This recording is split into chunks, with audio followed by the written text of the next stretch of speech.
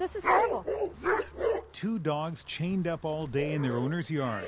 Janet Olson says this is animal cruelty, and it's got to stop. Look at the condition he's in. He's again, worn a path around the tree. If it's not a dog whose soul has been destroyed, who's gone crazy from the isolation, the frustration, the boredom, they will bounce around, they'll jump up and down, they'll bark at you, and they'll go, see me, please somebody pay attention to me. They desperately want your attention, they desperately want to be with people, they want affection, they want love, they want to be a part of the family, anybody's family. Come on, let's go. There are a couple of things about Olson's activism that may surprise you. One is just how far she'll go. She started her own charity, A Better Life Dog Rescue, and spends more than $30,000 a year of her own money to keep it going, finding safe homes for dogs like these.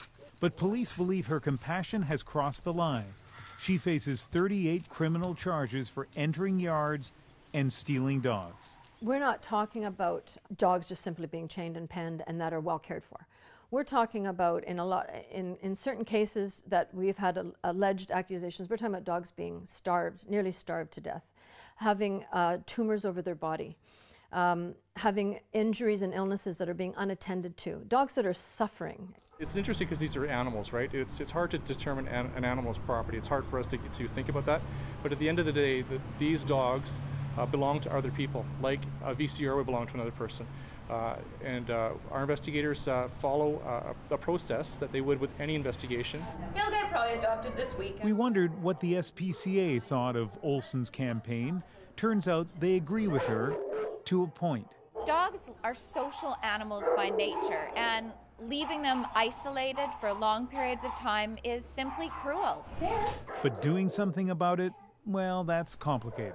Under the Prevention of Cruelty to Animals Act, there's no specific requirement that sets out you must let an animal off tether, for example, every 6 hours, or bans tethering completely. That is why Olson feels justified to take the law into her own hands.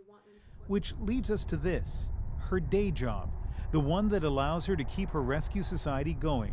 She's an Air Canada pilot, flying Boeing 777s like this one headed to Hong Kong. A profession that is all about rules and regulations, from her uniform to the safety of her passengers. I follow those rules and regulations when they are the right thing to do, when they are the proper thing to do, when they are the safe thing to do, when they are the moral thing to do.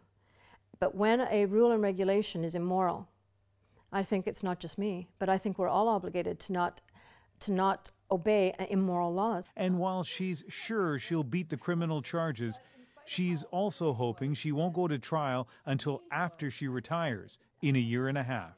So you're the one person in British Columbia that's happy about how slow the court system is. Yes. The slower the better for me. Yeah, exactly. I'm not trying to speed this process up at all. In the meantime, she'll try to change the law. Next month, she goes to City Council in the Vancouver suburb of Surrey to try to make it illegal to keep dogs tied up or penned all day. Ian Hannamansing, CBC News, Surrey, British Columbia.